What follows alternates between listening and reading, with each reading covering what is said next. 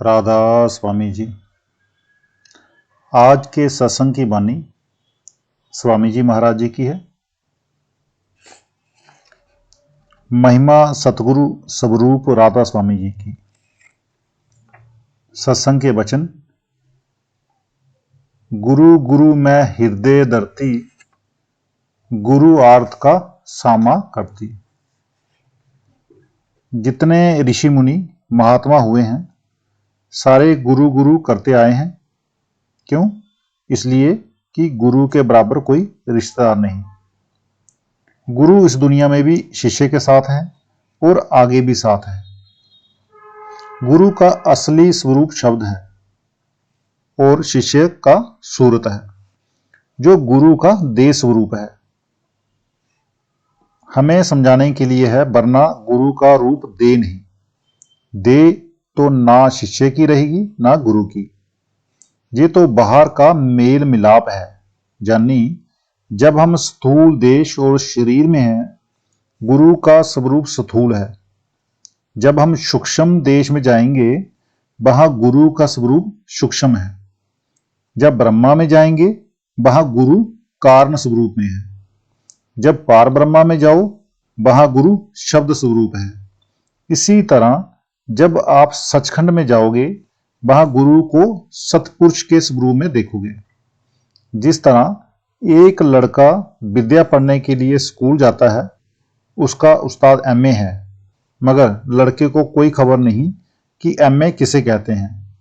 जब तक खबर नहीं तब तक प्यार नहीं।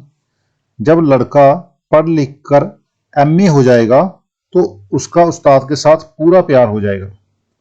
इसी तरह जब हम रूहानी मंडलों पर चढ़ेंगे, सचखंड पहुंचेंगे, तो दर्जेवार धीरे धीरे पूरा पता लगेगा कि गुरु की क्या ताकत है। मगर सतगुरु ये नहीं कहता कि मुझे गुरु कहो, बल्कि वह कहता है कि मुझे अपना दोस्त समझ ले, बड़ा भाई समझ ले। हाँ, जब तू अंदर जाएगा फिर जो तेरी मर्जी हो कह लेना। अब हुजूर स्वामी जी महाराज फरमाते हैं कि गुरु क्या ताकत है, गुरु की तालीम क्या है, गुरु का और हमारा संबंध क्या है।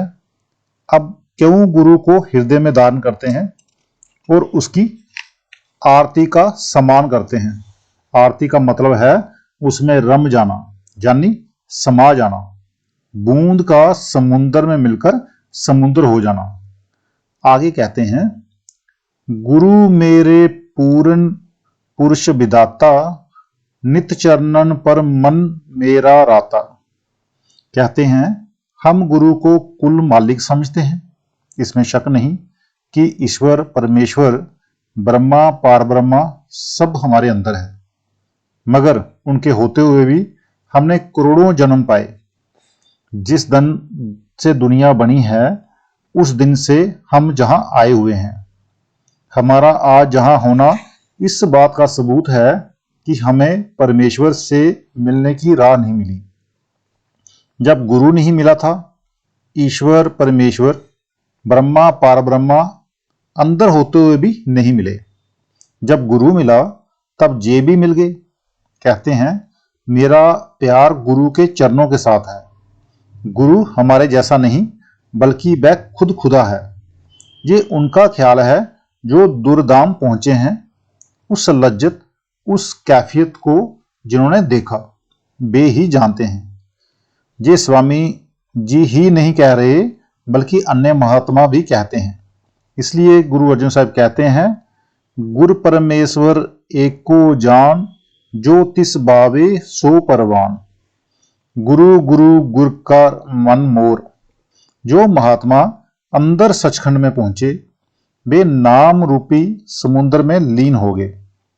अब नाम या मालिक में और उनमें कोई फर्क नहीं।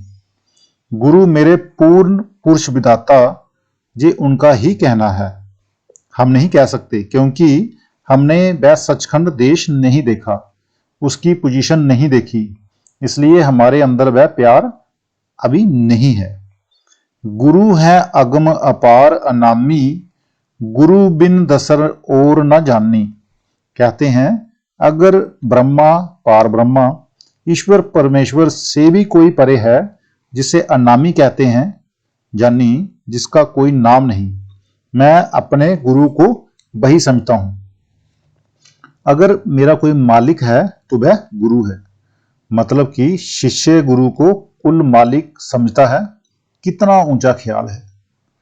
नहीं ब्रह्मा नहीं विष्णु हमेशा, नहीं ईश्वर परमेश्वर शेषा। कहते हैं गुरु के मुकाबले में ना ब्रह्मा है जो दुनिया को पैदा करता है, ना ही विष्णु को समझते हैं जो दुनिया को पालता है, और ना शिव को मानते हैं जो दुनिया का नाश करता है। इसी तरह गुरु के बराबर ना ईश्वर है जो तुरीय पद का मालिक है, ना परमेश्वर जो त्रिकुटी का मालिक है, और ना शेषनाग है। गुरु इन सबसे परे है। राम कृष्ण नहीं 10 अवतारी, व्यास वशिष्ठ ना आदि कुमारी, ऋषि मुनि देवी देव न कोई, तीर्थ व्रत धर्म नहीं होई। अब कहते हैं हम गुरु के बराबर ना ऋषि मुनियों को समझते हैं, ना देवी देवताओं को, ना अवतारों आदि को। इसी तरह ना तीर्थ को, ना धर्म को, और ना व्रत को गुरु के बराबर समझते हैं।